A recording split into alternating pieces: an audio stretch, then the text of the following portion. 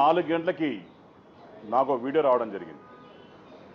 దాంట్లో ఎవరైతే హత్య చేయబడ్డాడో వాళ్ళ డ్రైవరు రాయుడు అనే వ్యక్తి మరి ఆ వీడియో అనేది అందరం చూసాం. నేను మిమ్మల్ని అందరికీ కూడా 2 విషయాలు అడగదలుచుకున్నా. ఈ వీడియో ఏఐయా మాఫ్డా లేకుంటే వీళ్ళు ఎవరైతే అతను హత్య చేశారో దాని ముందర వీడియో తీసి మిమ్మల్ని వదిలేస్తాం కాబట్టి ఈ వీడియో చెయ్యి అని చెప్పి బెదిరించి వీడియో తీసిన తర్వాత హత్య చేయడం జరిగిందా?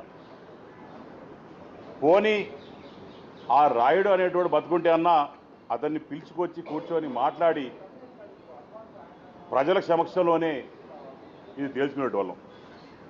కానీ ఇక్కడ విడ్డూరం ఏమైందంటే ఈ హత్య జరిగి దగ్గర 2 నెలలు కావస్తూ ఉంది. వీరు జైలు కూడా పోవడం జరిగింది. వీళ్ళు బెయిల్ ఇచ్చిన తర్వాత ఇప్పుడు ఈ వీడియో అనేది రిలీజ్ చేయడం దాంట్లో వీళ్ళ అంతరాయం క్లియర్గా అర్థమైపోతాం. ఒక సింపతి తెచ్చుకోదానికో లేకుంటే కష్టపడి గెలిచి ఈరోజు మంచి పేరు తెచ్చుకొని శ్రీకాళహస్తిని అభివృద్ధి చేస్తున్న నా మీద బురద జల్లదానికో చేస్తున్నారని చెప్పి ఒక క్లియర్ కట్ సంగతి తప్ప దీంట్లో వాళ్ళ డ్రైవర్తో నాకు డిపాజిట్లు కూడా గెలవని వాళ్ళతో ఆ రోజు మాకు వాస్తవాన్ని ఈ రోజు వరకు కూడా నేను ఆవిడతో ఎన్నో ప్రాబ్లమ్స్ ఫేస్ చేశాను ఎలక్షన్స్ ముందర కూడా.